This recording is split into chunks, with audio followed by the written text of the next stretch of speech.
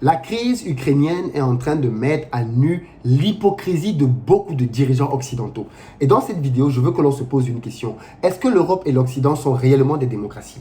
Est-ce que l'Europe et l'Occident sont réellement des États de droit? La démocratie, on le sait tous, c'est un système de gouvernance dans lequel les décisions sont fondées et basées sur le peuple. L'État de droit, c'est un État dans lequel un certain nombre de limitations sont mises pour limiter le pouvoir de l'État. Justement, pour que l'État ne soit pas tout puissant, et notamment au travers de la justice. Mais les événements que l'on est en train de vivre les derniers jours font que l'on peut se poser des questions, notamment par rapport à ces deux concepts-là. Je vais commencer par vous annoncer quelque chose de choc que beaucoup de gens ne savent même pas et qui est passé comme une lettre à la poste.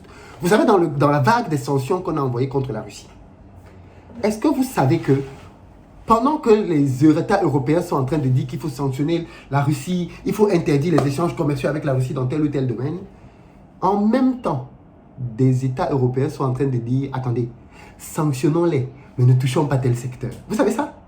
Je vais vous prendre deux exemples. Mario Draghi a obtenu une exemption pour que les produits de luxe fabriqués en Italie ne soient pas concernés par les sanctions. Oui, oui. Mario Draghi, l'Italien là, il a obtenu de ses compères européens qu'il y ait une exemption sur les produits Gucci, Dolce & Gabbana, tous les produits de luxe qui sont faits en Italie et qui sont vendus en Russie. Pourquoi? Parce que la Russie, c'est un gros marché de consommation des produits de luxe. Il y a énormément de milliardaires en Russie qui consomment énormément de produits de luxe. Et l'Italie est une économie qui est chancelante. Et donc, l'Italie dit, sanctionnons-les. Mais l'endroit-ci, là où nous on gagne, là où nous on mange, ne touchez pas ça. Voilà la réalité du business, les amis. Quand je vois que, quand on veut sanctionner la CEDEAO, tous les pays africains disent on ne fait plus de viols, on n'envoie plus d'avions au Mali. Mais par le même temps, Air France continue d'envoyer ses avions au Mali. Ah oui, oui. Business is business. Mais il n'y a pas que.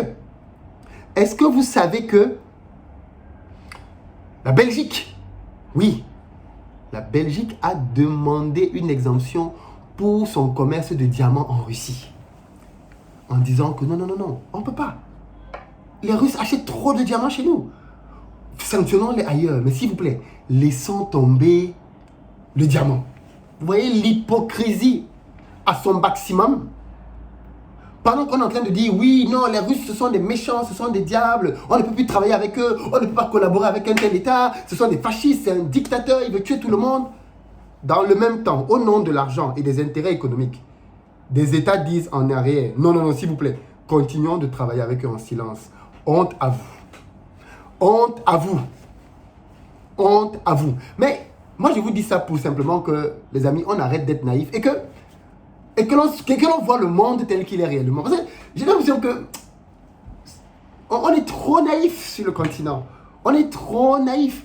On croit les belles paroles qu'on entend, les beaux slogans, la démocratie de ci, la démocratie de ça. Est-ce que l'Europe peut encore aujourd'hui se targuer d'être un continent démocratique quand on voit les sanctions que l'Europe a appliquées? Et comment est-ce que ces sanctions elles-mêmes brisent au plus profond les fondamentaux des États de droit et de la démocratie? Prenons par exemple les interdictions de sport.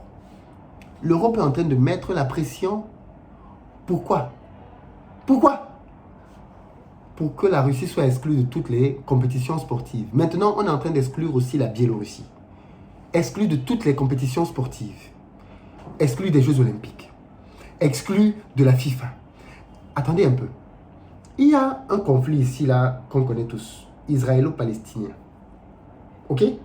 Dans lequel Israël est accusé de bombarder chaque jour la Palestine et de prendre des parts sur l'espace réservé à la Palestine chaque jour, faisant des morts et des morts chaque jour. Vous avez vu Israël exclu des compétitions? Pourquoi?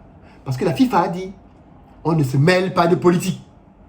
La FIFA a dit, non, vraiment, les histoires d'Israël, là, nous, on n'est pas dedans, ça ne nous concerne pas. Vraiment, nous, on ne se mêle pas de politique. Nous, on est là pour faire du sport. Ne nous mêlez pas à ça, s'il vous plaît. On est là pour faire du sport.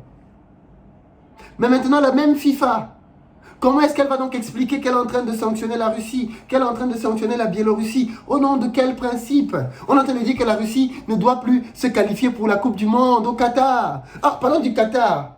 Les droits de l'homme au Qatar, ça existe là-bas? Les amis, il n'y a pas plus aveugle que celui qui refuse de voir. Et je pense que cette crise est en train de mettre à nu, de manière flagrante, ce que beaucoup d'analystes ont pris des années à écrire dans des livres. C'est flagrant et visible au grand jour devant tout le monde.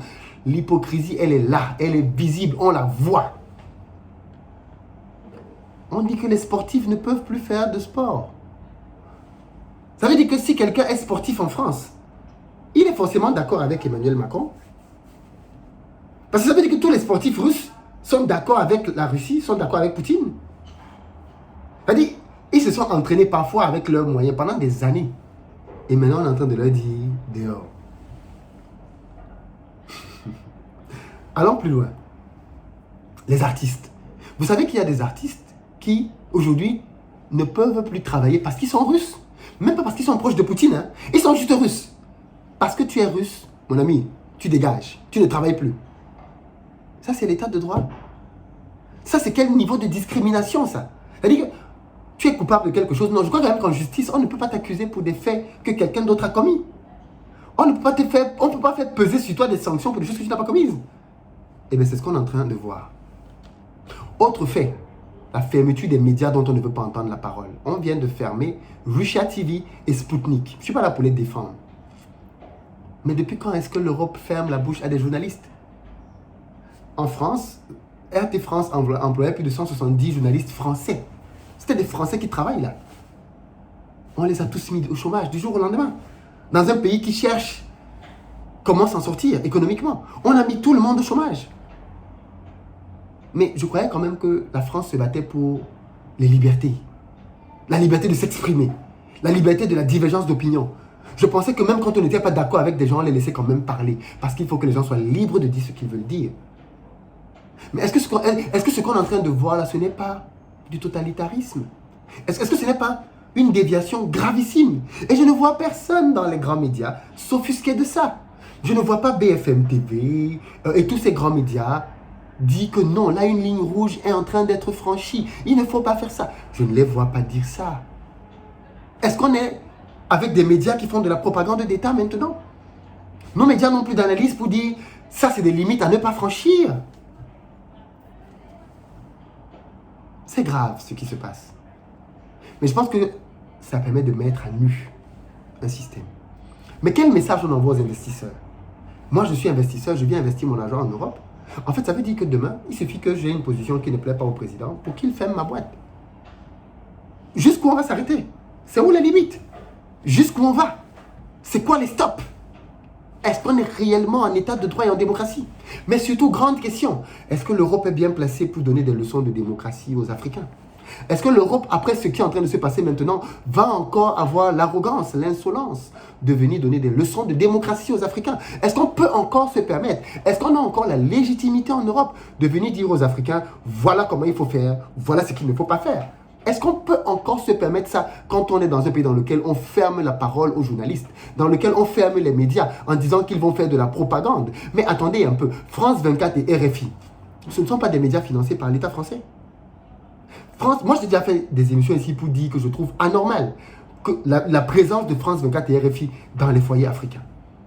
Quand vous ouvrez votre téléviseur ici, vous avez France 24, RFI, TF1, que vous gobez à longueur de journée. Ce n'est pas normal. Quand vous allez en France, aucun Français ou presque ne suit RTI, CRTV ou RTS. Personne ne les écoute en France.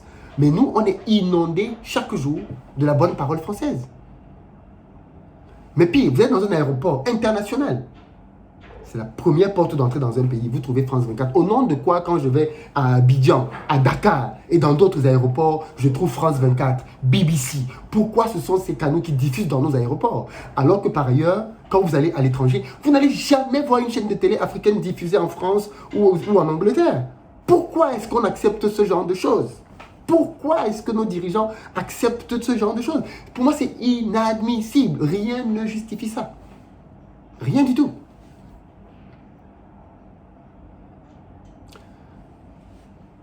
J'en ai parlé dans une précédente vidéo, mais parce que vous êtes russe, on confisque vos biens.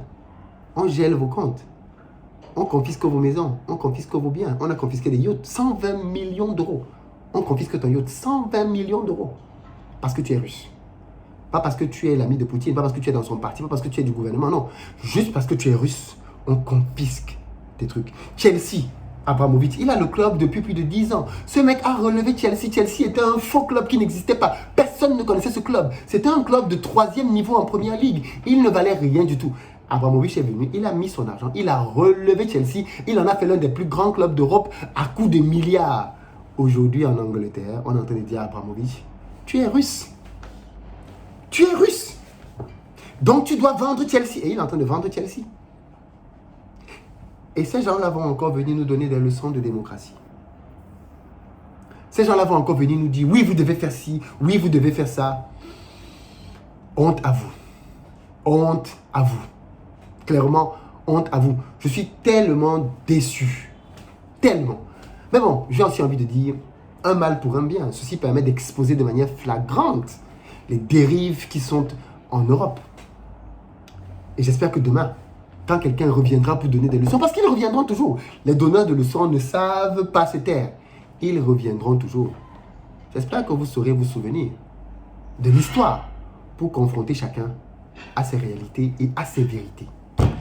Partagez la vidéo parce que je pense que l'heure est grave et il est important que chacun d'entre nous comprenne les enjeux et que l'on arrête d'être naïf. Qu'on arrête d'être naïf et qu'on arrête d'écouter certains discours. Parce que je vois aussi des Africains qui tombent là-dedans. Oui, c'est la démocratie, c'est la démocratie. La démo de quoi? La démocrate de quoi? La démo de quelle cratie? L'état de quel droit?